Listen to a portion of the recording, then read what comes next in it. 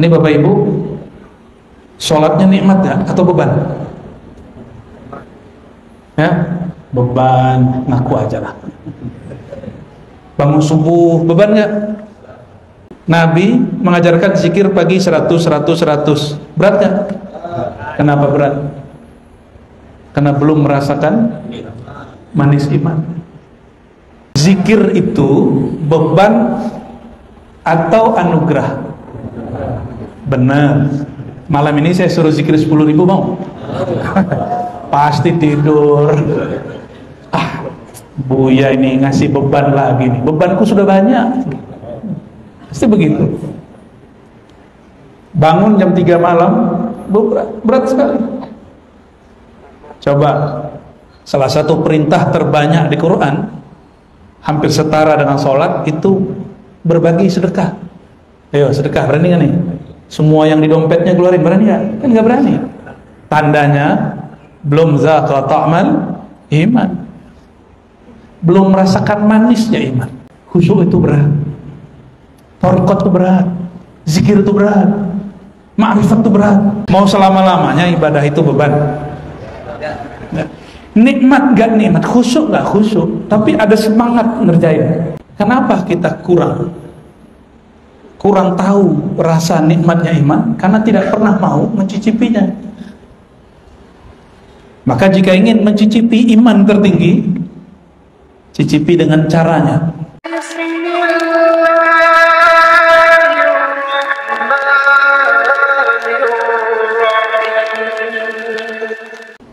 Assalamualaikum warahmatullahi wabarakatuh.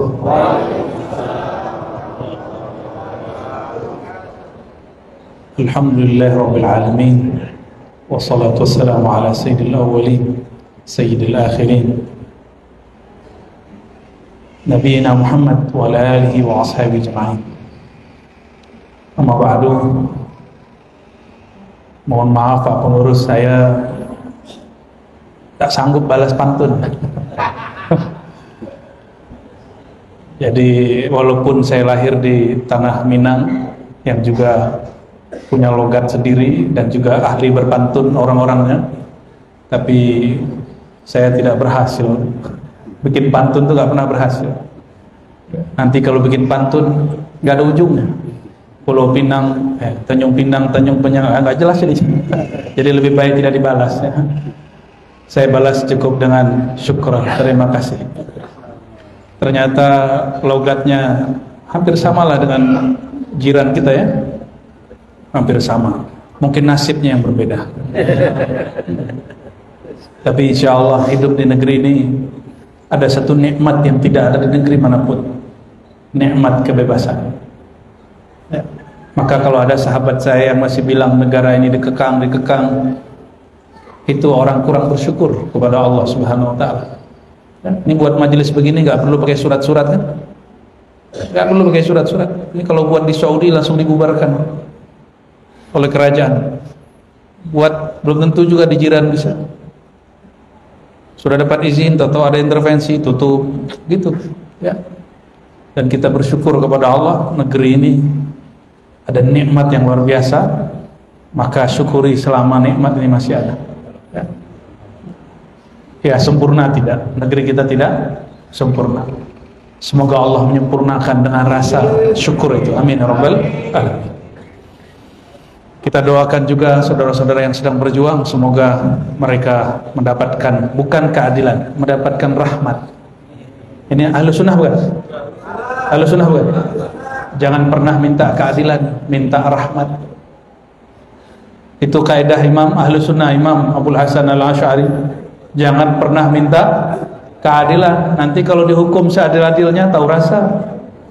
Mintalah rahmat, kasih sayang. Ya. Semoga Allah menebar kasih sayang ini kepada yang berjuang. Begitu juga kepada pemerintah yang sedang dituntut. Amin ya rabbal alamin. Doakan juga saya. Tadi betul sore masih ada istri, uminya anak-anak.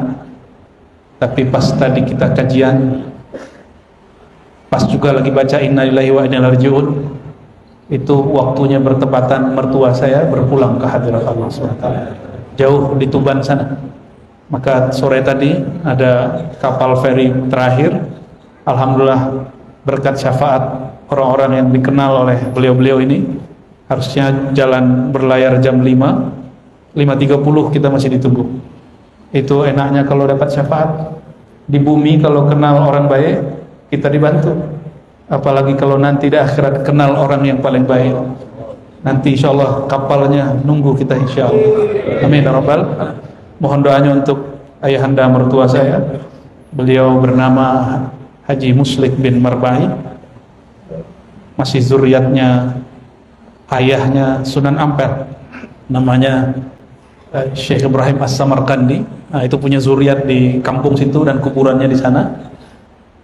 Lihat untuk beliau, dan saya saksi bahwa beliau ini dulunya sempat kaya dengan kapal banyak, dan beberapa tahun sebelum meninggal itu hartanya dibagikan semua sampai tidak nyimpan 1 rupiah pun, dibagi semua ke anaknya. Rumah pun rumahnya dibagi ke anaknya, lalu dia numpang ke rumah anaknya. Lucu nggak? Insya Allah ketika nanti dihisab, nanti hisabnya 0. Amin. Ya, doakan untuk beliau. Ila ruhin Nabi SAW wa ila ruhi walidi zawjati Al-Hajj Muslim bin Marbai. Al-Fatihah. Ya kenapa? Amin. Bihaqqin Nabi SAW. Ya, terima kasih semua. Semoga juga siapa yang ada sakit, Allah angkat penyakitnya. Jika memang wafat terbaik, semoga Allah diangkat dia kehadiran kerjaan Allah Subhanahu wa taala. Amin ya rabbal alamin. Jadi kalau ada orang dekat kita sakit parah, jangan ngotot minta didoakan sembuh. Cukup katakan, ya Allah, jika tetap di dunia baik bagi dia, panjangkan umurnya, sehatkan dia. Tapi jika berpulang itu langsung masuk surga, masuk taman-taman surga, maka terserah Engkau ya Allah.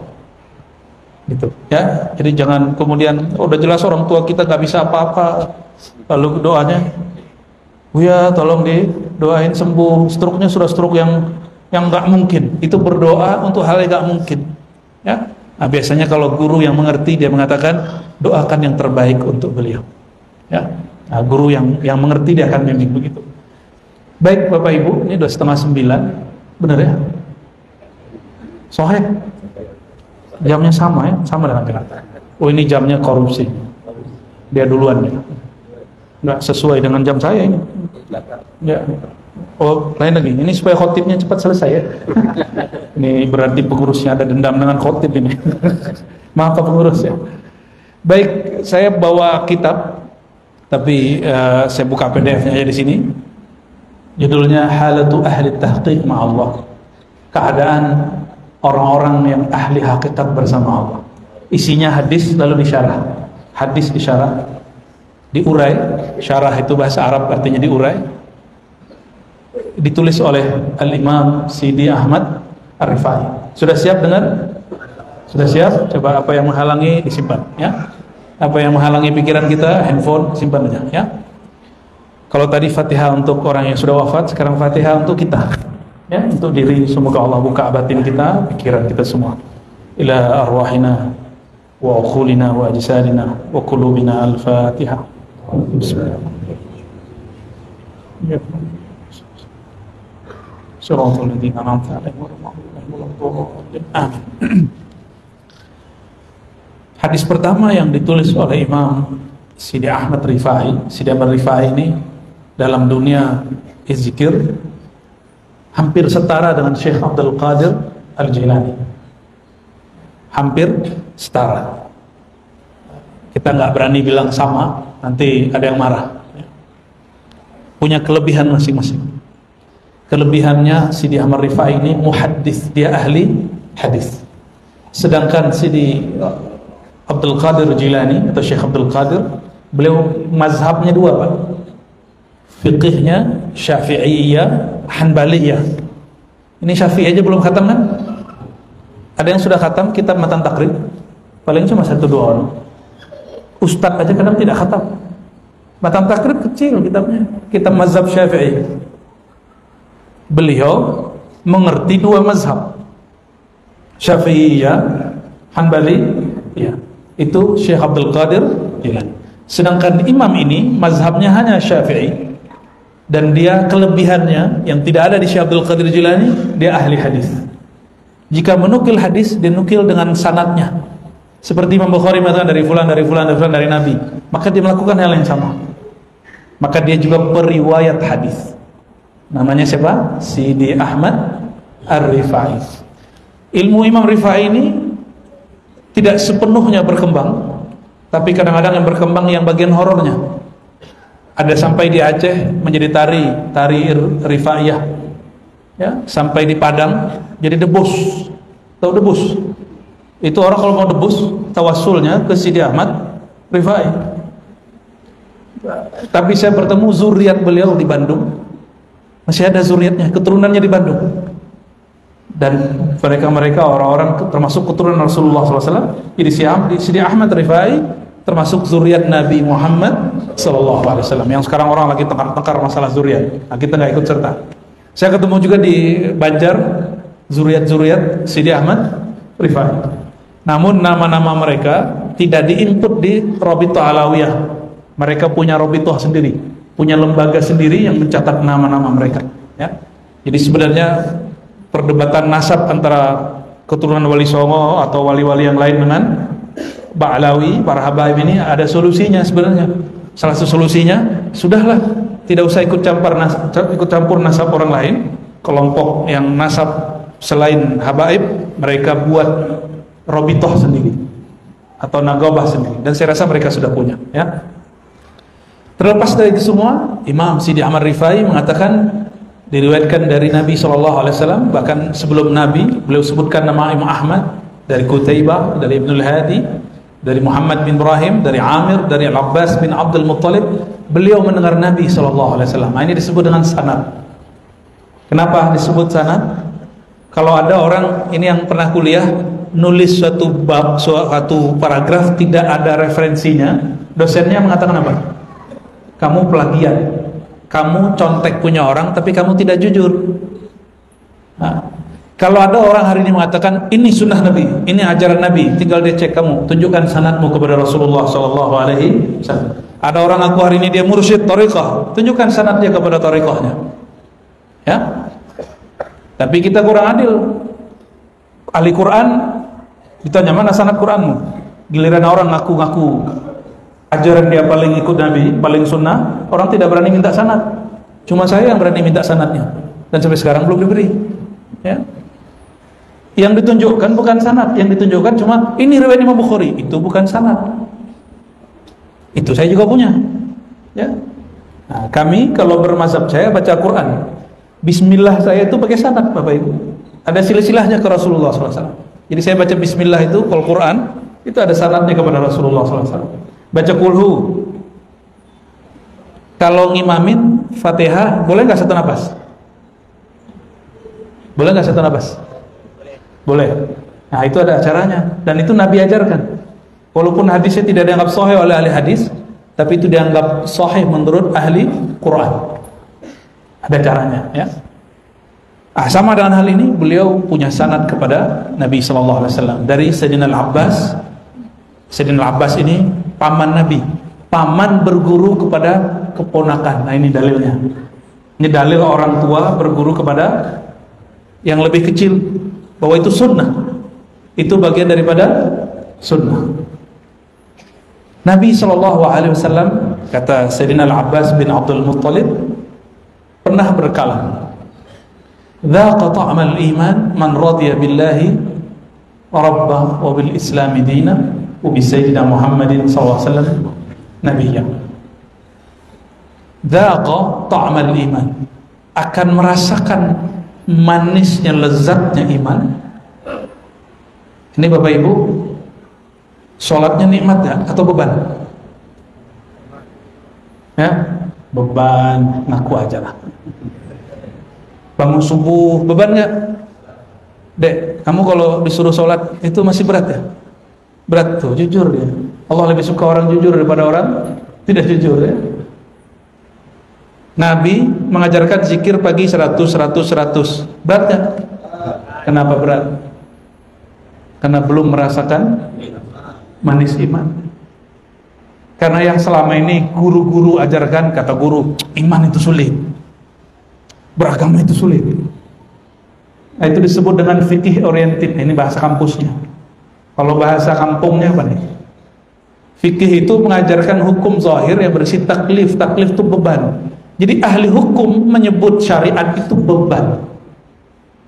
Tapi orang-orang ahli hakikat menyebut hukum dari Allah itu anugerah. Mana yang lebih enak? Mana yang lebih enak? Zikir itu beban atau anugerah? Benar. Malam ini saya suruh zikir 10.000 mau? Pasti tidur. Buya ini ngasih beban lagi nih. Bebanku sudah banyak. Pasti begitu. Bangun jam 3 malam, berat sekali. Coba, salah satu perintah terbanyak di Quran, hampir setara dengan sholat, itu berbagi sedekah. Ayo sedekah, berani gak nih? Semua yang di dompetnya keluarin, berani gak? Kan gak berani. Tandanya belum zaqa ta'mal iman, belum merasakan manisnya iman. Dalam Al-Quran ada perintah, ini perintah. Kalau ada orang jahat, balas baik. Idfa billati hiya ahsan. Jadi kalau kita disebut bidah-bidah sama orang, gak usah lawan, senyumin aja. Ada orang jahat sama kita balas baik ke dia. Jalan kita ditutup sama dia, mau ke rumah jalan ditutup, besok kita kirimin makanan, kirimin buah. Siapa yang begitu? Tidak ada. Cuma Rasulullah yang begitu.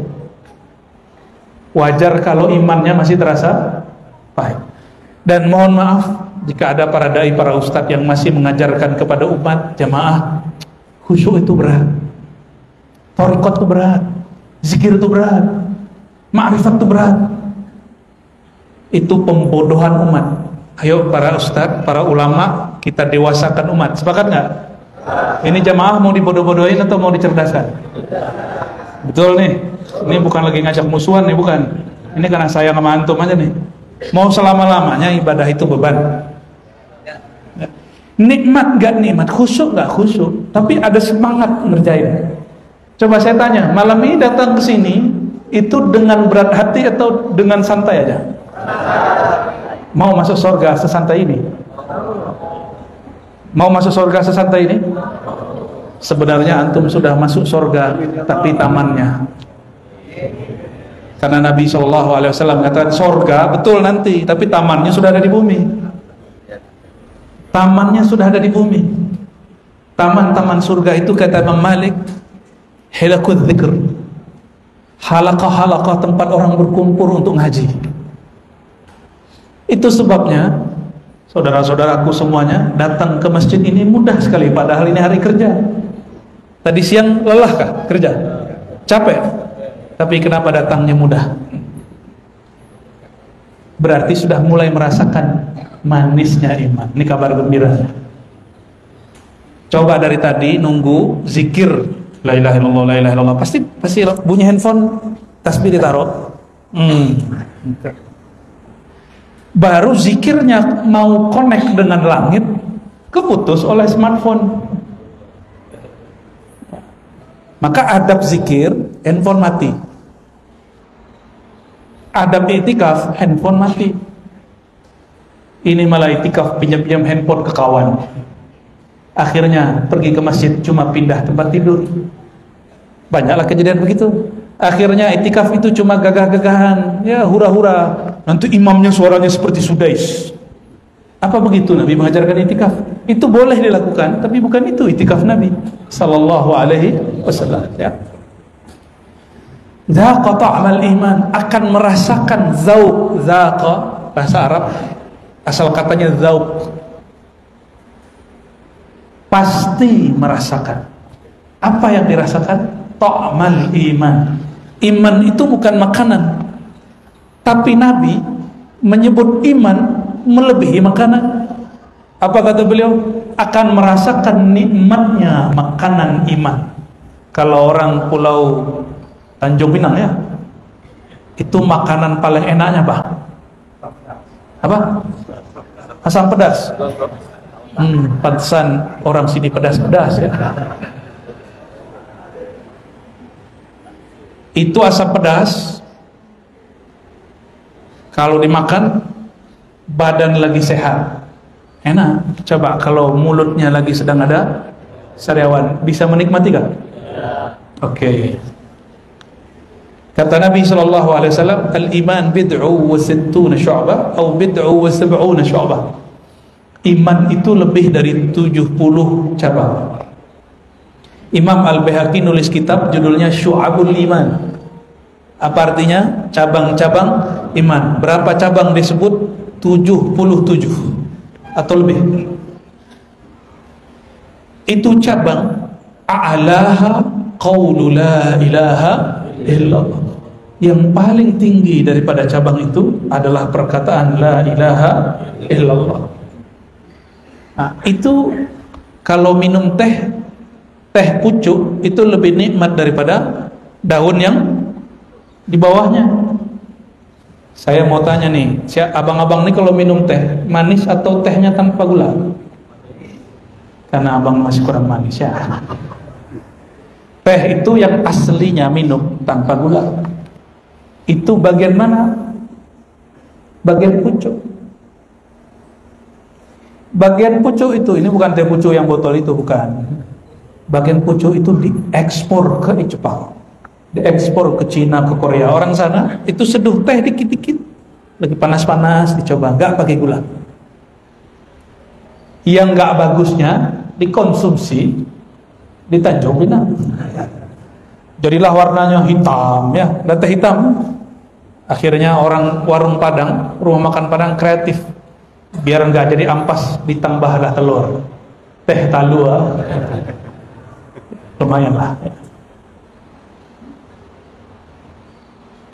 Kalau kualitasnya bagus, itu ujungnya teh itu ada antioksidannya. Orang sering konsumsi itu, dia akan lebih sehat daripada orang yang konsumsi daun teh biasa.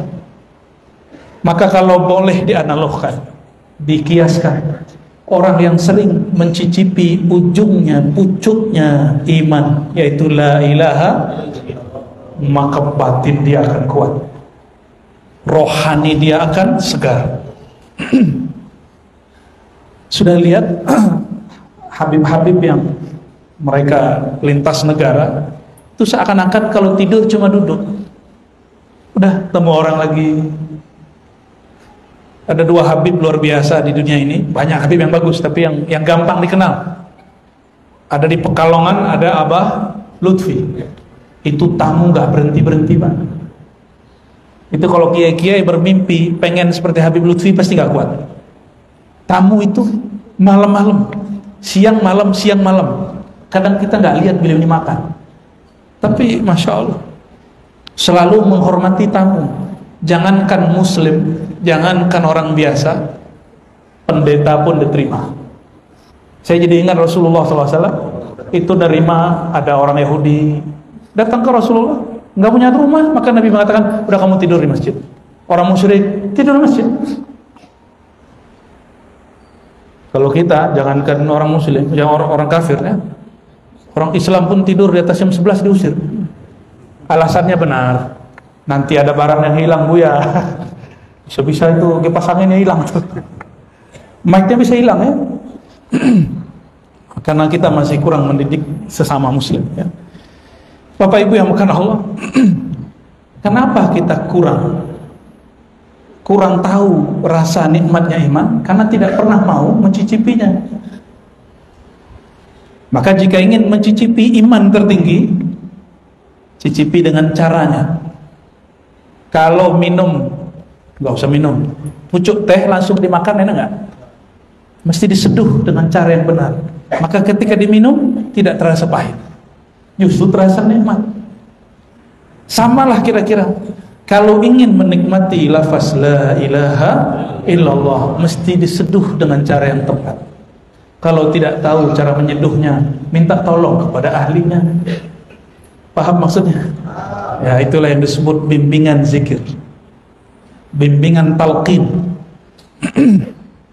Kalau yang menyeduh sudah mentok ilmunya, cari guru lagi. Jangan berhenti di satu thariqah. Allah itu buminya luas, ma'rifatnya tak terbatas. Kata Imam Zunnun al-Misri, siapa yang sudah sampai wusul kenal kepada Allah, maka ilmunya nggak terbatas. Dia tidak terkekang oleh mazhab, tidak terkekang oleh thariqah, tidak terkekang oleh suku bangsa, tidak terkekang oleh embel-embel. Saya ini tidak ahli, saya ini enggak. Dia akan terbuka menerima semua ilmu. Jadi aneh kalau ada orang sama-sama Islam, cuma beda manhaj, tengkar, itu aneh. Cuma beda thariqah, tengkar, itu aneh. Ya, cuma beda jingkrang gak jingkrang, terus gak baikan, itu aneh. Bodoh langsung. Zaqa ta'mal iman. Nah, di sini disebutkan 3 syarat orang merasakan manisnya iman. Mau beragama penuh nikmat, ya. Maukah berumah tangga tapi tidak terasa nikmat berumah tangga? Pulang disambut dengan muka hambar, ya. Ya, pasangan tidak mau disentuh. Mau nggak begitu? Ya, kita datang dia sudah tidur, besok pagi kita berangkat dia cuek, udah kamu pergi aja gitu. Mau nggak begitu hidup? Ya. Pasti hidup begitu nggak lama, lama-lama cerai. Inilah yang membuat orang bercerai dari iman, karena dia tidak tahu cara menikmati iman. Ada 3 hadis yang kita sudah kenal, tapi ternyata Imam Sidi Ahmad Rifai memberikan penjelasan yang mendalam. Man radiya billahi rabbah. Syarat pertama cuma ringan sekali, mainnya di hati, nggak pakai mulut. Siapa yang ridha Allah yang mengatur hidupnya, yang mengatur detik per detik. Bapak Ibu, kenapa ada orang mengeluh? Karena dia tidak ridha. Termasuk demo. Demo itu kan karena nggak ridho, ya. Ya, oh, memperjuangkan itu urusan lain. Saya lagi berbicara hubungan hamba dengan Allah. Hubungan dengan pemerintah, ya silakanlah demo. Tapi hubungan dengan Allah ini, hubungan dengan Allah ini yang bermasalah. Man radiya billahi rabbah. Kalau ustadz, dai, guru, dia harus ridho. Kalau ngajar berapapun yang hadir, dia mesti ridho. Bapak kira, ibu kira saya ngajar langsung ramai begini? Enggak. Saya mulai dari ngajar 1 orang. Ngajar kitab, Pak. Ngajar kitab Imam namanya Ummul Barahil, Imam As-Sanusi. Murid saya 1. Saya ajar pagi-pagi pada subuh, saya ajari. Besok-besok 3, besok 2,5, ya, karena tengah jalan dia pergi. Ya, besok lagi, balik 1 lagi, udah begitu aja. Lalu kita pindah-pindah juga. Mulai jadi 5 orang, 7 orang. Kita ada dulu di Ciputat itu ada surau Imam Monjol namanya. Tapi ternyata ya ada juga yang nggak nyaman, kita pindah lagi. Pindah ke emperan rumah teman, ngajar-ngajar. Ya. Ada dulu garasi mobil dia, kita ngajar di situ. Ngajar hikam. Kitab hikam yang kata orang seram, itu kami khatamkan cukup di garasi mobil. Santai, ngobrol santai. Yang hadir di situ bukan hanya orang NU, bukan hanya orang Tarbiyah Islamiyah, orang Muhammadiyah pun datang. Ya, orang jemaat tabligh pun datang, orang tarikat pun datang. Biasa, kumpul-kumpul. Anak filsafat hadir, yang anti filsafat pun hadir. Mereka sudah lupa dengan debat-debatnya karena sudah ngaji hikam. Itu ada yang datang dari mana-mana. Ya cuma beberapa orang. Lama-lama kemudian kita dikasih ruko sama orang. Ya, lama-lama kemudian dikasih tempat, itu berproses. Pernah juga mau ngaji, lampunya mati. Ada juga kita yang dibatalkan pengajian, ada juga Pak. Udah mau berangkat dibatalkan. Wah, nikmat sekali. Man radiya billahi rabbah. Apa ciri-ciri orang ridho? Nih, cek. Sudah ridho belum dirinya? Istiwaul, sama saja. Istiwaul mur wal hul fil qada. Sama rasanya kalau lagi dapat takdir baik atau takdir buruk. Di sininya stabil. Gimana? Udah sama belum? Belum. Aku aja. Allah lebih senang orang jujur daripada orang yang mengkorupsi dirinya sendiri. Kita datang kepada Allah, ya Allah, inilah aku hamba-Mu ya Allah. tolong ajarkan aku, ajarkan aku bagaimana caranya ridho. Minta kepada Allah. Kalau ridho itu dalam logat Melayu rela, berkerelaan, merelakan. Ini logat Melayu diambil dari Persia. Orang Persia tidak bisa membaca do, bisanya za atau lam, ya. Makanya zohor jadi lohor. Itu udah khas Melayu. Kalau Persianya pakai za, ya. Punya pasangan? Ya. Kalau dia belum nih, ya. Ya belum kan? Mau ridho sama siapa kamu? Udah punya pasangan Pak ya? Sebagian besar sudah berpasangan. Sudah ridho belum dengan pasangan? Insya Allah berarti belum benar. Makanya masih tengkarnya parah. Makanya masih belum bisa terima. Kok kamu begitu? Giliran aku begini, kamu begitu. Giliran kamu begitu, aku begini. Nggak ketemu. Kalau sudah tiap hari begitu, tunggu kapal pecah. Mau dia ustaz, mau dia kiai, mau dia orang awam, sama. Maka jangan heran kalau ada juga ustaz bercerai. Bukan berarti dia nggak berhasil didik. Emang kapalnya sudah nggak sanggup menanggung, ya, karena di dalamnya ada bom tiap hari. Jangankan kepada Allah, ridho kepada pasangan pun belum. Terlahir di keluarga biasa-biasa, ridho nggak? Terlahir jadi orang Indonesia, ridho nggak? Terlahir jadi orang Melayu, ridho nggak? Terlahir jadi suku ini, ridho nggak? Bener. Kenapa masih malu sebagai bangsa Indonesia? Kok nggak pendek gitu? Banyak yang ngomong ini waktu kecil nih. Coba kalau bapakku menteri gitu kan, bapakku bupati gitu kan. Tahu-tahu besok bupatinya kena korupsi, nggak jadi lagi ngomong. Bapak Ibu yang makan Allah, jika ingin merasakan ridho, mulai ridho kepada yang terdekat.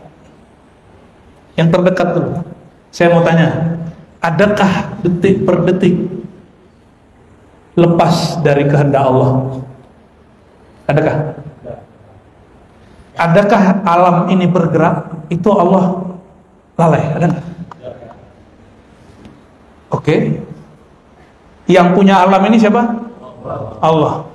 Bener nih, yakin Allah yang punya.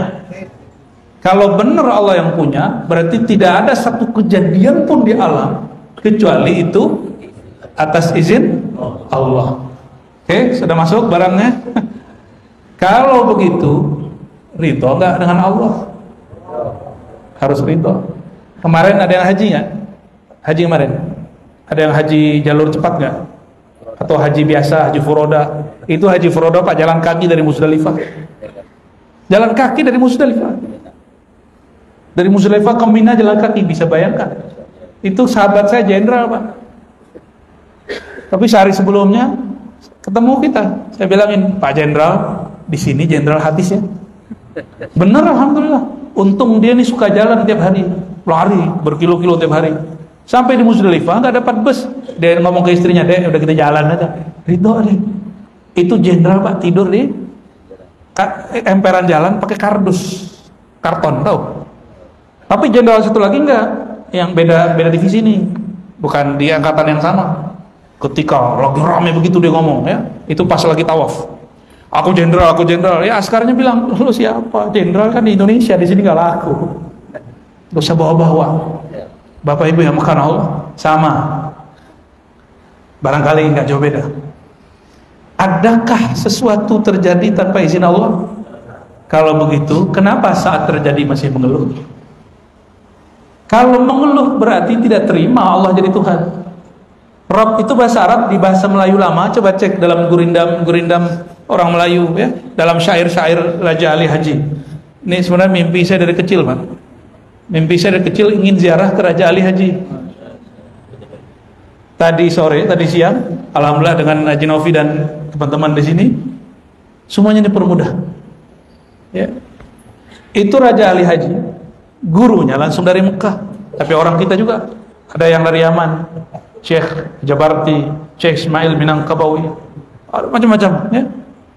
ada Syekh Zawawi, macam-macam gurunya, dan beliau tidak dipermasalahkan oleh gurunya menerjemahkan kata Rabb, ilah, menjadi Tuhan. Loh, kok ada sekarang orang baru pulang 4 tahun dari Timur Tengah terus bilang nggak boleh menerjemahkan Rabb menjadi Tuhan, apalagi orang Melayu. La ilaha illallah, tiada ilah selain Tuhan Allah. Kan lucu, Pak. Tiada ilah selain Allah. Ntar karena kecil ya ilah, ya ilah, nggak nyambung. Padahal sudah lama orang menerjemah ilah menjadi Tuhan, Rabb jadi Tuhan. Nah, jadi nanti kalau saya terjemahkan Tuhan, jangan protes ya. Kalau memang tuan-tuannya orang Melayu ya. Kalau nggak copot Melayunya, nggak ngerti bahasa berarti. Salah satu khususiah orang Melayu, pinter berbahasa. Ya. Baik. Jadi Allah sebagai Tuhan, apa tugas Allah? Disebut tugas rububiyah. Apa makna rububiyah? Allah detik per detik mengurus alam semesta. Yang datang ke sini pakai motor, pakai mobil. Coba 1 detik, 2 detik tidak perhatikan jalan, main handphone. Apa yang terjadi? Goyang nggak? Coba bayangkan bumi ini mutar begitu dan lebih cepat dari pesawat manapun. Kecepatan bumi mutar itu, Pak. Dan dia bergerak. Mungkinkah Allah lengah sedikit pun? Apalagi yang terjadi di dalamnya. Allah lengah 1 detik, itu tabrakan dengan bulan. Namun ketika si hamba diberi izin oleh Allah untuk mengatur dirinya di bawah tunduk dalam pengaturan Allah, dia lupa menyopir kolbunya, nanti disopirin syaitan, disetirin oleh syaitan, yang drive dirinya syaitan. Jadi kenapa orang kemudian ya, kalau orang Melayu cakap apa, Pak? Pengkar itu belagu apa? Begaduh. Wah, saya kursus langsung ya. Orang kita begaduh sama kawan. Kenapa itu terjadi? Karena dia lupa mendrive kolbunya, menyetir kolbunya, sehingga yang menguasai dirinya adalah sifat kebidatangan yang buas. Binatang buas sukanya bertengkar. Mau begitu? Yang bertengkar itu biasanya punya kepentingan sama. Caleg sama caleg, calon bupati, calon gubernur, ke calon capres sama capres. Yang paling aneh, yang tim sukses yang pro dengan calon-calon ini bertengkar juga, terlalu menghayati berpolitik ya. Kalau tadi caleg sama caleg, kalau ustadz gaduhnya sama siapa? Ustadz juga. Habib sama siapa? Habib juga. Kiai sama siapa? Mursyid sama siapa? Mursyid juga. Orang torekot sama siapa? Orang yang katanya ngaku ikut sunnah sama yang ngaku sunnah juga. Sama-sama tengkar sudah. Sesama aswaja tengkar. Sesama itu terjadi. Oleh karenanya Imam Ghazali tulis kitab namanya Ihya Ulumuddin. Ini hadiah untuk kiai-kiai yang suka tengkar, menjadikan agama sebagai alat pertengkaran. Nah, kitab itu sekarang oleh orang yang suka tengkar itu dia aja kalau banyak hadis palsunya. Berarti dia nggak ahli hadis. Orang nggak ahli hadis berani ngomong begitu, ahli hadas namanya. Ya, belum baca udah mulut kotor. Ya. Hadas kan kotor. Ya. Nggak ngerti bilang saya belum baca. Jangan cuma karena kata guruku, kata syekhku di dalamnya ada hadis palsu. Bisa kita cek. Ya. Man radhiya billahi rabbah. Ini syarat pertama, ada 3 syarat orang menikmati, merasakan manisnya iman. Yang pertama, detik per detik harus menerima Allah mengatur dirinya. Bapak Ibu punya jantung nggak? Punya. Dari tadi berdetak nggak? Coba cek lu punya jantung nggak? Jangan yang datang nih zombie ini. Punya jantung ya? Coba dari tadi dia bergerak. Apakah kita pernah menyuruh dia gerak? Pernah gak? Siapa yang suruh dia gerak? Maka benarlah hadis Nabi. Kolbu ini artinya 2. Jantung yang zahir, yang kedua hati, tempat Allah memandang. Itu dalam genggaman Allah Subhanahu wa ta'ala. Jadi kalau Allah berhentikan genggamannya, mati. Allah lepas, mati.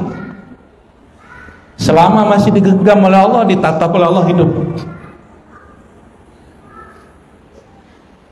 Coba punya Facebook bang, punya Facebook ya? Abang udah berapa lama tugas ini? 4 bulan. Sudah ngintip berapa akun ya? Bisa ngintip orang ya?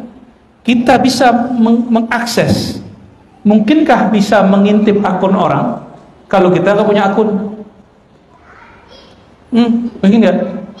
Ingin tahu status orang tapi kita nggak punya handphone. Udah punya handphone, baterainya nggak ada. Udah ada baterainya, nggak ada kartunya. Udah ada kartunya, nggak ada pulsanya. Udah ada pulsanya, nggak tahu cara buat akun. Orang bikin Facebook berguru, masa mau bikin status di kolbu tidak berguru? Status di kolbu itu mestinya hanya Allah Subhanahu wa ta'ala. Afdhalul dzikri la ilaha illallah. Jadi status di kolbu mestinya tidak ada kecuali hanya Allah Subhanahu wa ta'ala. Gimana Pak, status kolbunya hari ini apa? Itu bisa diintip loh Pak. Jadi kolbu itu bisa diintip oleh siapa? Yang sudah punya akun kolbu. Di antara kita ini ada yang bisa ngehack, tahu kan ngehack? Bisa ngintip tanpa diketahui, bisa curi data tanpa diketahui yang punya data. Sama. Dalam ilmu kolbu ini ada juga yang curi-curi status kolbu orang. Itulah setannya kolbu. Ya. Untuk apa? Nanti jadi aib. Nanti dia ceritakan ini si orang ini nggak benar. Ya. Maka kalau mau cari kekasih Allah, carilah orang yang mampu diizinkan membuat status di kolbunya dan mampu untuk menatap kolbu orang lain, tapi dia berani untuk menyembunyikan rahasia orang lain. Kalau sudah mampu menjaga rahasia orang, baru Allah titipkan rahasia dari langit. Kenapa orang banyak tanya hari ini, kenapa ya mursyid-mursyid, guru-guru sekarang kurang sakti, kurang keramat? Jawabannya satu, keramat itu bukan orang yang bisa sembuh atau terbang, bukan. Keramat itu orang yang dapat kemurahan limpahan ilmu Allah. Itu disebut sahibul karamah. Karam itu bahasa Arab artinya kemurahan. Karim, Allah yang maha pemurah. Apabila seseorang sudah mampu menjaga amanah, maka dia dapat tugas baru. Kalau bahasa orang di kantor sekarang, dipromosikan. Sama urusan kolbu juga begitu. Karena kita ini suka khianat, sekarang diceritakan rahasia oleh orang, besok kita bagi. Maka kata Imam Nawawi Sekandari, tahukah engkau yang benar-benar setia menemanimu itu hanya Allah. Allah tahu aibmu, tapi Allah tetap menemanimu. Allah tahu durhakamu, tapi Allah tetap memberi nikmat kepadamu. Benar gak? Ya. Jadi kita nggak bahas sunnah bid'ah nih Pak ya. Nanti hatinya keras lagi. Bahas sunnah bid'ah itu ada adabnya. Ya, itu saya sebelum 2019 lah ya. Itu masa-masa sedang semangat-semangatnya bahas sunnah bid'ah. Tapi saya sendiri kadang lupa bahwa itu kadang-kadang ada di sini perasaan merasa lebih alim dari orang lain. Nah ini rahasia Pak, rahasia saya masa lalu. Ustadz itu, apa dosanya Ustadz? Mungkin kalau mata dia bisa istighfarkan, kalau tangan dia bisa istighfarkan, tangan kaki semua dia bisa istighfarkan. Tapi yang tidak sempat diistighfarkan dosa di kolbunya. Mohon maaf Bapak Ibu, para santis yang hadir, saya tahu ada beberapa. Kita duduk begini, walaupun saya duduk begini lebih tinggi, al-faqir saya ini tidak boleh merasa lebih alim daripada Bapak Ibu. Terbersit sedikit merasa alim, Allah murka. Bagaimana mau Allah kasih amanah batin? Ya? Apalagi ada orang ngomongnya, si Anu itu belum lama di ilmu ma'rifat. Si Anu itu ilmu zikirnya kurang. Meremehkan orang. Dan itu tabiat orang yang merasa berilmu. Bukan orang berilmu ya. Tabiat orang yang merasa berilmu. Saya mau tanya Bapak Ibu, ada urusan gak orang alim dengan belajar di mana? Yang penting dia punya guru. Hari ini orang banyak ngaji online lewat Gus Baha, tahu? Gus Baha tamat mana Pak? Pondok mana? Di Yaman, di Mesir, di Saudi? Enggak, di Jawa. Berarti orang alim nggak mesti di mana-mana, nggak mesti di mana-mana. Yang penting dimanapun dia berguru. Bapak lama nih 20 tahun tinggal di Saudi, tapi cuma ngurus travel, jadi alim nggak? Mohon maaf nih, kawan kita banyak yang terjebak. Kalau orang sudah tahu duit, apa kata guru kami? Innallaha la yajma' bainal ilmi wad dinari. Allah tidak pernah kumpulkan antara dua, ilmu dan dinar. Orang lagi cari ilmu, miskin dulu nggak apa-apa. Nggak apa-apa miskin sebentar. Nanti dia bisa kejar kekayaan orang yang kaya. Cuma sayang, orang ngaji, santri-santri ini nggak sabar, pengen cepat terkenal, pengen cepat jadi ulama, pengen cepat ceramah. Maka banyaklah di negeri-negeri Melayu dari dulu ujian pidato, tapi jarang yang ujian baca kitab. Lomba pidato, tapi jarang yang lomba baca kitab. Di Jawa, anak kecil lomba baca kitab, Bapak Ibu. Kita ini dari dulu mengagungkan tanah Melayu, tanah Sumatera, tanah Riau, semua kita ngomong begitu. Dan Islamnya lebih kuat. Betul dulu. Sekarang buktiin. Ya. Kakek kita hebat, belum tentu kita hebat. Sepakat? Ya. Mau anak-anak kita jadi ulama besar, jangan suruh dia musabaqah pidato dulu. Suruh dia ngaji kitab dulu. Gak usah suruh dia musabaqah tahfiz Quran dulu, nanti aja. Jadi orang alim dulu. Kecuali nanti ada event-event sedikit gak apa-apa lah. Tapi jangan jadikan itu sebagai tujuan hidup dia. Bapak Ibu yang mengasihi Allah, maka man radiya billahi rabba, siapa orang yang dia menerima Allah mengatur dirinya. Rabb, ada Rabbun, ada Rabbaniyun. Ada di Quran, wa kunu rabbaniyin. Jadilah kamu Rabbani. Dalam Sahih Bukhari dijelaskan apa itu Rabbani. Rabbani itu kata Sayyidina Abdullah bin Abbas, belajar yang kecil sebelum yang besar. Pelajari dulu yang kecil baru yang besar. Jadi jangan langsung jadi orang hebat. Jadi orang biasa dulu kita. Man radiya billahi rabbah. Oke, kembali ke pertanyaan awal.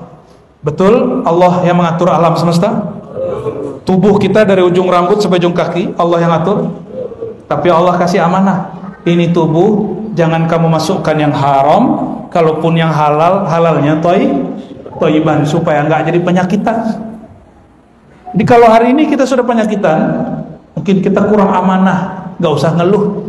Jadi banyak teman-teman kita ngeluh, ngomong begini, apakah saya sakit-sakit begini nih karena ujian saya mengaji dengan Buya? Ada apa yang datang begitu? Ngaji sama kita, lalu sakit-sakitan. Habis itu ngomong, Buya, semenjak saya ngaji sama Buya, saya sakit-sakitan. Aduh, saya tadinya mau senang, jadi nggak senang, Pak. Akhirnya saya ngomong, baiklah Pak, kalau begitu nggak usah ngaji dulu sama saya, nggak sembuh. Berhenti ngaji, tapi nggak sembuh-sembuh sampai sekarang. Ternyata kenapa? Saya pernah ngomong juga, mungkin itu tabungan masa muda Bapak. Ya sampai sekarang kita masih baik, Pak, masih canda-candaan. Tubuh ini betul diatur oleh Allah, cuma Allah sudah buat undang-undang. Orang masukkan yang haram, pasti di dalamnya ada kebinasaan. Orang masukkan syubhat, pasti di dalamnya ada keraguan. Ini yang suka ragu-ragu kalau wudu, suka salah-salah kalau sholat. Nah itu karena makabnya pakai syubhat. Kecuali Rasulullah itu keliru supaya benar. Nabi itu Allah sengajakan sholatnya keliru 3 rakaat zuhur, bukan 4 rakaat, supaya orang tahu kalau sholatnya salah, cara nambahnya gimana. Nah itu yang pertama ya, man radiya billahi rabbah. Sudah ridho kepada Allah? Enggak pakai insya Allah. Sudah ridho kepada Allah? Ya benar nih. Maka katakan setiap mau tidur dan setiap bangun tidur, raditu billahi rabbah. Ya Allah, aku ridho Engkau yang menghidupkan, mematikanku, memberi rezekiku, menyehatkanku, semuanya. Nanti coba rasakan 7 hari aja orang begitu, dia akan merasakan hidupnya lebih bahagia dari sebelumnya. Ya, ini pasti Pak, ini pasti. Kenapa? Zaqa ta'mal iman. Saya mau tanya lagi nih Pak, kalau orang nggak makan 2 hari, gimana? Disinggung dikit marah nggak? Marah. Coba bayangkan, ruhani dia tidak makan berbulan-bulan, dikasih makan, sholat bertahun-tahun, tapi tidak nikmat. Karena ustadz mengatakan sholat khusyuk itu berat. Ternyata si ustadz itu curhat, tapi tanpa disadari sholat dia juga belum khusyuk. Mana ada khusyuk itu berat?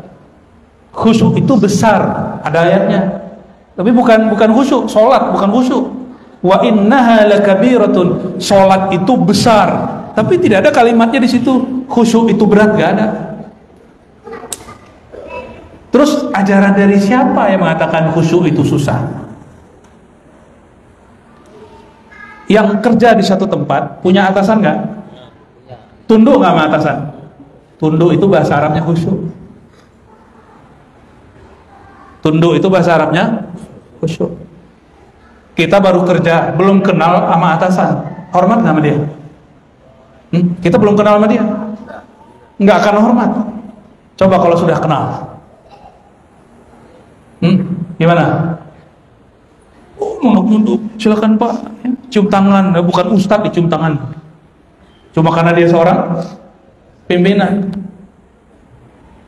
Kalau sudah kenal, kalau sama pimpinan nggak kenal, nggak bisa hormat, nggak bisa tunduk, nggak bisa khusyuk, bagaimana dengan Allah? Maka orang sujud itu hari ini dia dipaksa kepalanya turun, tapi batin dia belum turun. Itu yang bikin sholat tidak nikmat. Maka wajib belajar nama dan sifat Allah. Nah, maka di masjid ini nanti carilah Ustadz Buya, Tuan Guru yang bisa mengajarkan Al-Asmaul Husna dengan kolbu, bukan dengan teori. Ya, silakan cari guru. Kalau saya ini kan cuma manas-manasin guru-guru aja nih. Ya, semoga beliau-beliau ini mau buka kitab lagi. Ya, jangan ceramah hebat begitu. Orang hebat sih ngomong 2 jam nggak pakai konsep. Ya, alhamdulillah saya dokter kok Pak, tapi kalau ngajar pakai kitab. Ya. Kenapa pakai kitab? Karena kita ini punya kelemahan. Walaupun dokter, ngomong berapa kali pun dokter, kalau nggak ada konsep, nggak ada kitab, pasti ngomong kemana-mana. Buat pengajian, yang diomongin minggu lalu, ngomongin lagi sekarang, benar nggak? Tapi kalau pakai kitab, pengulangan itu sedikit, hanya untuk hal yang penting. Maka para tuan guru, jangan gengsi buka kitab. Walaupun bukunya terjemahan, nggak apa-apa. Sepakat nggak? Ya, supaya jamaah kita tambah dewasa. Pernah saya datang ke setempat, nih mohon maaf, di Sumatera juga nih, Sumatera, ini bukan di Kepri. Awal datang langsung pengurus ngomong, Buya, jangan serius-serius amat ya. Ya, bikin ketawa-tawa dikit lah. Saya bilang, Pak, saya salah ngundang orang ini, udah saya balik aja. Oh jangan.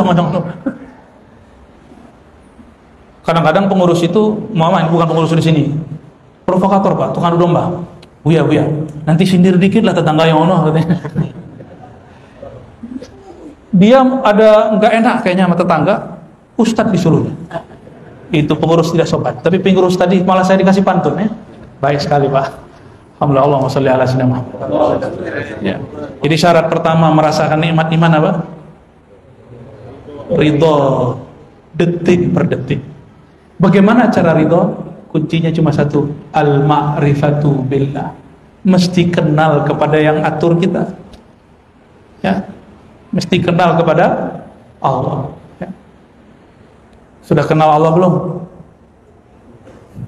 Hah? Ya. Yaudah, itu gak usah dijawab Pak, diam aja ya.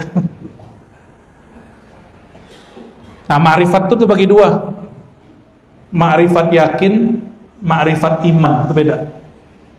Ada 2 jenis ma'rifat. Jadi supaya bisa ridho, ada 2 jenis. Ma'rifat yakin, ma'rifat iman itu di kolbu, nggak boleh nambah, nggak boleh kurang, yaitu percaya kepada Allah. Tapi kalau ma'rifat yakin itu isinya adalah ilmu-ilmu yang Allah berikan ke dalam ruhani. Dia mesti berkurang, nggak boleh bertambah. Pak Haji Novi dulu waktu jomblo gajinya 500.000 ada, nggak nyampe 300.000. Sekarang punya anak, gajinya Masya Allah. Mau nggak gajinya kayak dulu aja, 300.000 aja? Nggak mau. Orang usuran dompet nggak mau dari dulu begitu-gitu aja. Masa urusan rohani? Kita mah agama begini-gini aja Ustaz. Ya?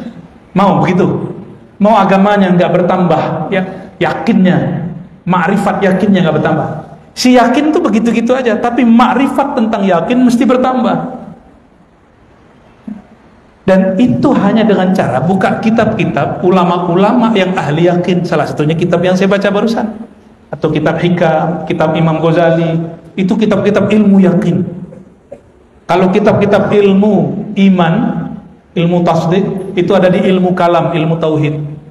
Maka di ilmu tauhid geser sedikit sesat, geser sedikit sesat. Ilmu iman, karena nggak boleh yazid wala yanqus, nggak boleh nambah, nggak boleh kurang. Jadi kalau kita tanya Allah dulu sekarang nanti sama, lalu kenapa orang kemudian mengatakan iman saya bertambah Ustaz? Itu bukan iman yang itu. Bagi orang awam, mereka tambahkan satu lagi, ma'rifat itu mesti dengan pemberian. Orang awam, ini jangan selama-lamanya jadi orang awam. Tambah pemberian Allah baru tambah iman. Jadi datanglah kepada Buya, Ustadz, Tuan Guru. Benar ini Tuan Guru, semenjak ngaji dengan Tuan Guru, rezeki saya lancar. Saya yakin ilmu Tuan Guru ini sahih. Seandainya bulan besok rezeki dia tidak lancar, kira-kira dia datang gimana? Dia datang lagi, Tuan Guru, sepertinya ilmu Tuan Guru ini bermasalah. Semenjak saya duduk bermajelis dengan Tuan Guru, saya bangkrut. Itu ma'rifat orang awam. Ma'rifatnya ma'rifat materialism. Nambah pemberian, nambah iman. Kurang pemberian, merosotlah iman. Mau begitu? Sholat khusyuk, tambah iman. Sholat tidak khusyuk, iman hilang. Kalau orang sudah kenal Allah, khusyuk tidak khusyuk sama. Karena kenal itu hakikatnya khusyuk. Ternyata khusyuk bagi orang awam itu sholat itu masih hilang. Allahu Akbar, pindah ke alam mana gitu ya. Itu bukan sholat khusyuk, itu namanya lagi berkhayal. Ya, sholat berkhayal lain dengan sholat khusyuk. Kalau di pesantren lebih lucu Pak. Itu saya sudah ruku, itu anak belum ruku, masih berdiri. Kita sudah sujud, dia masih berdiri. Itu santri bisa tidur lagi berdiri. Masya Allah. Besok lain lagi, kita sujud, dia sujud. Pas kita bangkit, dia nggak bangkit. Sujudnya terlalu panjang. Kita sudah rakaat kedua, dia masih sujud. Kita udah assalamualaikum subuh, kiri kanan, kanan kiri, dia masih bunyi. Ternyata subhanallah bertambah dengan Z. Subhan. Bertambah, ada pulau tambah di situ. Tapi lumayan lah, santri. Itu santri dipaksa baru mau sholat. Mau sampai kapan? Sholat itu dipaksa. Karena santri baru kenal ustadznya, belum kenal dengan Tuhan dia dan Tuhan ustadznya. Jadi kalau kita didik anak, jangan banyak-banyak nyuruh Bapak Ibu. Jangan banyak-banyak, apalagi kamu gak sholat, neraka ini. Gak begitu nyuruh anak. Anak itu mau disuruh-suruh ayahnya karena dia tahu yang nyuruh ayah dia. Coba ayah tetangga nyuruh dia, mau nggak dia? Lo siapa? Kalau zaman-zaman kita kecil dulu pakai batu, ini bapakmu si fulan, ini bapakmu diinjaknya, gitu nggak? Dulu orang Tanjung Pinang gitu nggak? Wah, sama-sama jahiliyah berarti. Allahumma sholli ala sayyidina. Jadi kenapa iman belum nikmat? Karena belum ridho. Kenapa belum ridho? Karena belum mengenal Allah Subhanahu. Kalau tidak kenal Allah, bersamai orang yang kenal. Wa kunu ma'as shadiqin. Ini perintah wajib dari Allah. Hendaklah kamu berada bersama dengan orang-orang yang shadiqin. Shadiqin itu orang yang sudah kenal dengan qalbunya kepada Allah Subhanahu wa ta'ala. Ya. Yang kedua sedikit lagi, man radiya billahi rabba. Yang kedua, wabil islami. Islam itu bukan status KTP, bukan. Al-Islam yakni al-khudu' wal inqiyad. kepatuhan kepada Allah. Jadi al-Islam artinya apa? Kepatuhan kepada Allah. Banyak orang berKTP Islam tapi dia belum patuh. Wajar, belum kenal. Maka kita tidak salahkan kenapa hari ini banyak Islam KTP. Salah kita juga, Tuan Guru, para pengurus. Salah kita. Kita sering menyindir orang, bukan memberi ilmu kepada orang. Mau nggak? Senang nggak disindir-sindir? Tapi kalau dikasih ilmu senang nggak? Ya. Maka kalau ingin supaya orang patuh, kasih tahu dia pengetahuan, nanti dia patuh sendiri. Orang dulu makan nggak mau cuci tangan, anak-anak, benar nggak? Anak-anak dari dulu, anak-anak kita makan aja. Tapi setelah dia tahu rahasia cuci tangan, perlukah dia diingatkan? Nggak perlu. Orang kalau sudah tahu rahasia sholat, nggak perlu disuruh sholat. Kalau sudah tahu rahasia tahajud, nggak perlu dia disuruh-suruh tahajud. Oh, saya sudah tahu, Ustaz. Oh, itu rahasia tahajud pasti begini. Nah, itu bukan rahasia tahajud. Jadi ternyata rahasia tahajud yang ditahu, siapa yang tahajud rezeki lancar. Tuh, rezeki lagi. Saya tahu, Buya, ini rahasia sholawat. Siapa yang sholawat, rezekinya lancar. Jadi dia kalau nggak ada urusan masalah dunia, nggak sholawat. Ini sering kita sampaikan beberapa tahun lalu, ya, Bapak Ibu. Kenapa orang tidak patuh sama Rasulullah SAW? Karena hubungannya dengan Rasulullah hubungan transaksi, hubungan akad. Rasulullah, ini saya sholawat, tolong urusan dunia saya bereskan. Rasulullah, aku sholawat kepada engkau, itu rezeki saya itu lagi mampet tuh, ya, tolong dibantu. Jadi syafaat yang diminta, syafaat duniawi. Lagi pengen beli mobil, sholawat, ya, sholawatin, pas lewat tuh mobil Al-Fardul Ahadus Somad, sholawat Allah. Saya mau tanya Pak, lebih mulia satu sholawat atau mobil Alphard? Bener nih? Yaudah antum sholawat aja, gak usah beli Alphard. Ntar kalau aneh ada Alphard gak usah naik, sholawat aja ya. Allahumma sholli ala sayyidina Muhammad. Bukan begitu kepada Nabi. Sama Rasulullah jangan bertransaksi. Rasulullah itu terlalu baik sama kita. Masa kita masih bertransaksi sama beliau? Sadarkah satu nafas yang kita hirup itu berkat syafaat Nabi Muhammad SAW? Namanya syafaat imdadi. Apa namanya syafaatnya? Syafaat imdad. Diimdadkan, diperpanjang nikmat itu.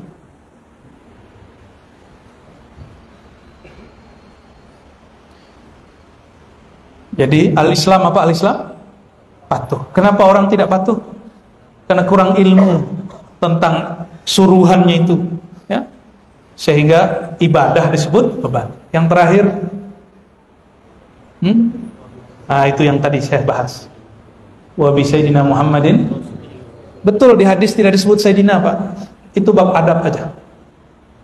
Ini kenapa Buya selalu pakai sayyidina? Saya diajarkan hakikat baginda Nabi Muhammad SAW di dalam kitab-kitab hadis, dalam Al-Quran disebutkanlah, ketemulah hakikat beliau itu siapa.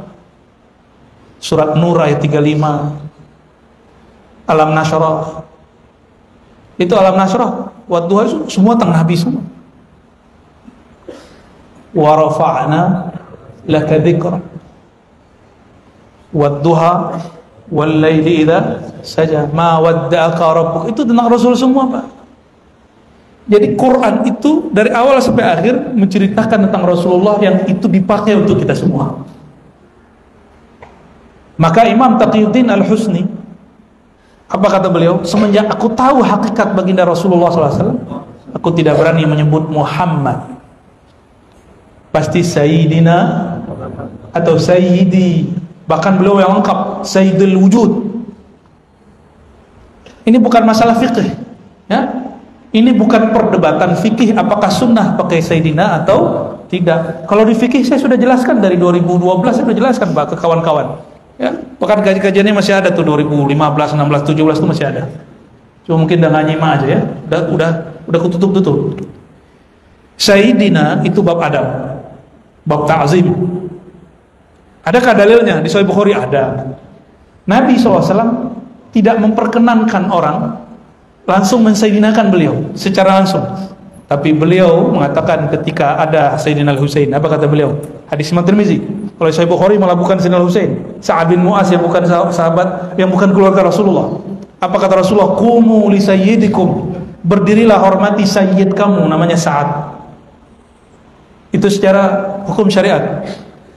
Berarti Nabi melarang menghormati dirinya, itu bab adab. Adab kita kepada beliau tetap menghormati beliau. Di Sahih Bukhari Pak, Sayyidina Abdullah bin Abbas disuruh ditarik sama Nabi supaya sejajar. Tapi adab Sayyidina Abdullah bin Abbas, dia mundur. Sahih Bukhari. Perintahnya sejajar, tapi bab adab dia mundur. Maka ulama kita punya kaidah, adab lebih tinggi daripada perintah. Kalau ternyata orang Melayu kalau lagi mau nikah itu kan ada hidang-hidangan makannya. Kalau orang bilang, ayo makan gitu, langsung kita makan nggak? Itu basa-basi, benar nggak? Adabnya langsung dimakan? Tidak semua perintah langsung dipakai. Adab orang Melayu ini inspirasinya dari adab sahabat baginda Nabi Muhammad SAW. Dan itu semuanya penuh di Sahih Bukhari, Sahih Muslim. Kita bisa temukan semua. Wa bi sayyidina Muhammadin nabiyya.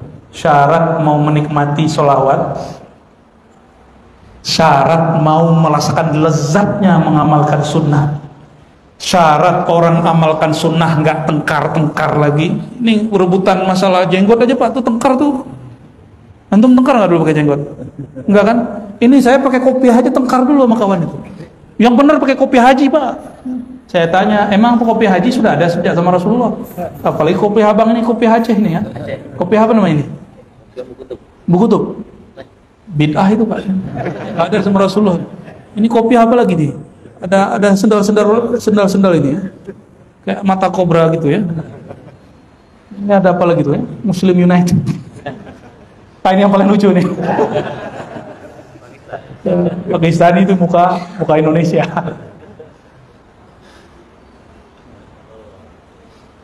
Jadi mengamalkan sunnah itu, kenapa orang bertengkar? Merasa dia paling sunnah. Ya. Jadi guru saya dulu negur kalau saya harus pakai kopiah, kamu kalau ulama mesti hormati ulamamu, ya? Harus pakai kopiah. Begitu dulu. Tapi sekarang repot Pak, kalau saya pakai kopiah makan, nggak bisa makan. Baru ya foto, nggak bisa makan. Kita lagi mangap, kita dipoto orang. Itu pose terjeleknya itu. Terpaksa lah nyamar sekali. Buka kopiah pakai baju, kaos, makan di tepi jalan, baru bebas. Coba Pak, saya copot kopiah, itu saya masih ulama nggak? Masih ustadz nggak? Masih guru nggak? Antum pakai kopiah ulama nggak? Enggak. Coba saya pakai sorbannya Habib Umar, jadi Habib nggak? Enggak. Ini contoh. Jadi sama guru, kalau ketemu guru nanti gurunya pakai baju biasa, nggak usah bilang itu guru suul adab. Ente yang suul adab karena buruk sangka dengan guru. Mohon maaf banyak yang tersinggung malam ini ya. Wa bi sayyidina Muhammadin nabiyya. Mau menikmati sholawat? Pernah jatuh cinta seseorang? Kirim-kirim WA sama dia, tahu-tahu udah 2 jam ya chatting-chattingan sama dia, tahu-tahu sudah tarhim mau subuh, bener. Pengalaman kamu ya. Ya. Malam, tengah malam orang tahajud, orang dialog dengan Allah, dia dialog dengan sang kekasih ya, WA-WA-an karena nomornya dapat. Coba ya kan antum dapat nomornya Nabi Muhammad SAW, nomornya ada di kolbu. Kalau dapatlah itu, kita bisa chattingan kolbunya dengan kolbu Rasulullah, solawat, nggak berhenti, bisa 2 jam. Mau begitu? Mau. Maka kata Syekh Muhammad Arsyad Al-Banjari dalam Kanzul Ma'rifah, ketahuilah bahwa dirimu, tubuhmu, jiwamu diciptakan Allah dari nur baginda sallallahu alaihi wasallam. Yang ngomong siapa? Syekh Muhammad Arsyad Al-Banjari yang puluhan tahun ngaji di tanah Mekah, tanah Madinah. Beliau ini punya anak di Pulau Penyengat, tadi kita ziarah, Syekh Syihabuddin. Syekh Syihabuddin ini setelah Syekh Arsyad meninggal, Syekh Nawawi ngaji sama beliau. Begitu beberapa infonya ya. Ya. Ini ilmu ternyata bukan ajaran beliau, itu ajaran gurunya, namanya Syekh Muhammad bin Abdul Karim Samman, seorang ulama ahli hadis, ahlu sunnah di Madinah, yang jaga pintu makam Rasulullah SAW di masanya. Apa kata beliau? Kalau engkau ingin merasakan langsung kepada Rasulullah, maka katakan, wahai diriku, wahai tubuhku, wahai jiwaku, wahai darahku, wahai tulangku. Sebut nama diri kita semua. Jangan nunggu nanti kiamat baru dia ngomong, disuruh Allah ngomong. Sekarang suruh dia ngomong. Katakan, wahai diriku, tubuhku, jiwaku, badanku, tanganku, kakiku, bahwa Allah Rabbku, penciptaku, Islam agamaku, Nabi Muhammad adalah nabiku. Itu baru namanya syahadat lahir dan batin. Selama ini syahadat baru di lisan, itu syahadat munafikin. Kalau syahadat mukminin dari dalam kalbu. Kalau syahadat salikin zahir batin, tubuhnya bersyahadat, batinnya bersyahadat, lisannya bersyahadat, ruhaninya menyaksikan. Ya, semoga Allah Ta'ala mengizinkan kita yang hadir malam ini dan siapapun yang mendengarkan kajian ini merasakan manisnya iman.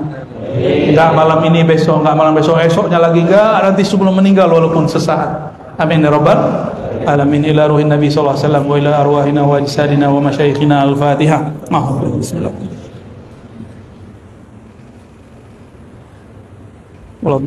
Allahumma rahmanir rahim karim azim. Ya mu'min ya muhaimin, salli ala abdikal mu'min sayyidina Muhammad sallallahu alaihi wasallam. Allahumma ya Allah, yang menyebut dirinya al-mu'min, yang menyebut dirinya al-muhaimin, kami ini ya Allah hambamu yang kurang iman, kurang mantap beriman, karena kami kurang mengenal Engkau ya Allah. Maka berkahilah kalbu kami dengan cinta kepada Nabi Engkau, dengan patuh kepada agama Engkau. Maka malam ini ya Allah, limpahkanlah iman dan ma'rifat di dalam kalbu kami, sehingga kami Engkau izinkan ya Allah untuk meridai semua kehendak Engkau, meridai semua takdir Engkau, sehingga samalah takdir yang baik atau takdir yang buruk, semuanya terasa sama di hadapan Engkau. Allahumma ya Allah, kami beriman, kami tidak beriman, Engkau tidak akan berubah ya Allah. Kami beriman tidak menambah kepada kekuasaan Engkau, kami tidak beriman tidak akan mengurangi kehebatan Engkau. Maka ya Allah, hanya rahmat Engkau juga ya Allah yang kami harapkan. Allahumma ya muqallibal qulub, wahai yang membolak-balik hati kami, ij'al iman rabi'a qulubina. Ya Allah, jadikan iman menancap, berbuah di dalam kalbu kami.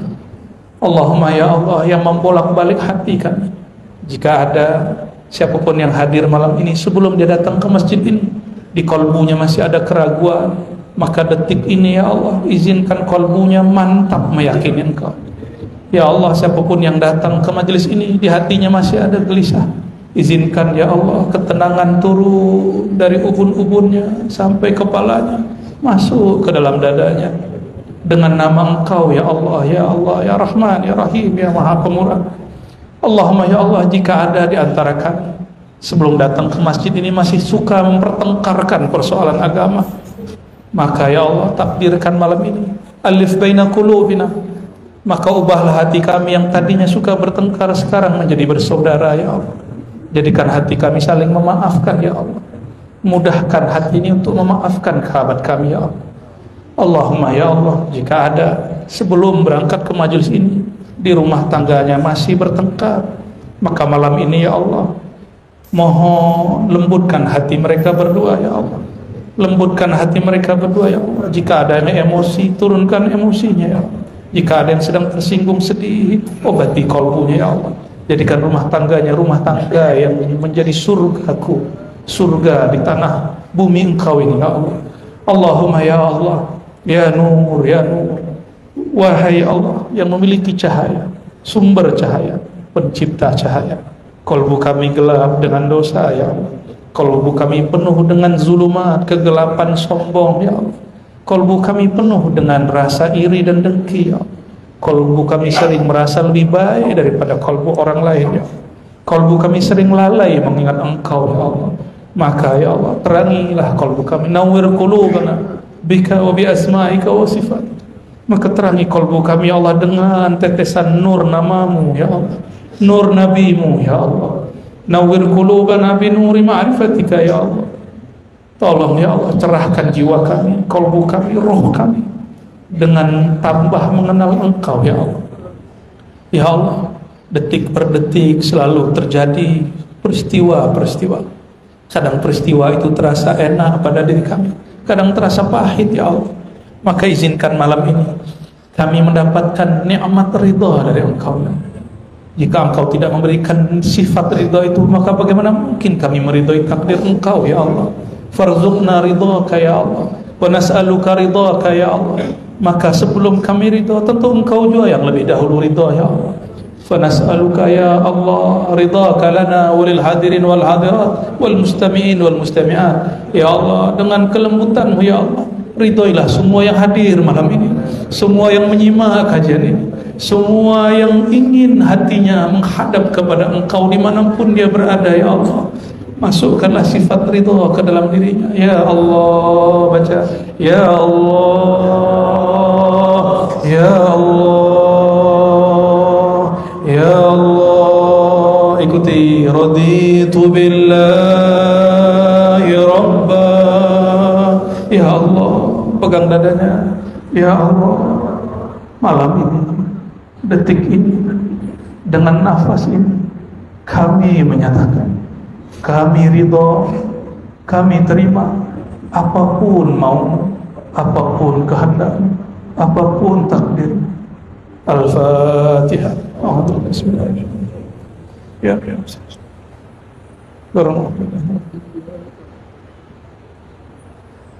Amin amin rabbal alamin. Rabbana atina fid dunya hasanah wa fil akhirati hasanah wa qina adzabannar. Wa sallallahu ala sayyidina al-Fatih sayyidina al-Khatim Sayyidina Ahmad, Sayyidina Muhammad, Sayyidina Ahyad, Sayyidina Mahmud, Sayyidina man ismuhu fis samai Ahmad wa fil ardi Muhammad wa fi qulubina Mahmud wa ala alihi wa ashabihi wal baiti wa zurriyyati wal madhi wal baiti wa sallam. Alhamdulillah rabbil alamin. Barangkali itu Bapak Ibu mungkin besok pagi kembali bekerja. Selamat beristirahat, selamat meridai takdir, meridai kehendak Allah SWT. Besok pagi yang punya waktu lagi silakan bertemu lagi di masjid apa? Al-Firdaus. Tidak usah tanya jawab lah ya. Ya, sudah panas.